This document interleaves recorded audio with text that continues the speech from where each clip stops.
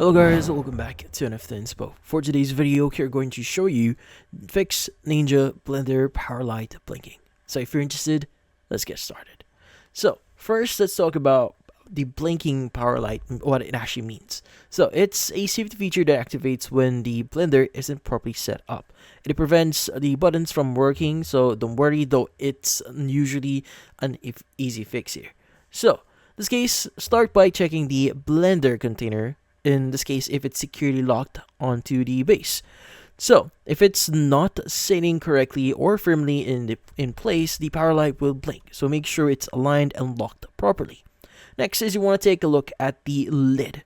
Now on the top of your blender, you'll notice arrows. Now once the lid on one of the containers. So in this case, these arrows need to line up perfectly. If they're even a little off, the blender won't work. Align them carefully and press the lid down to lock it in place. Now if you don't see any lid or if you don't see any arrow on it, so typically speaking, your arrow here for this section, so usually in this section here, it should be aligned in this section here of the blender. So just make sure that the actual spout is on the opposite side of the in this case, the actual handle. So that's one that you could actually refer to. Now what you need to do next is you want to check the handle. So the handle must be fully pushed back and locked in place. Now if it's loose or not click into position, the power light will keep blinking.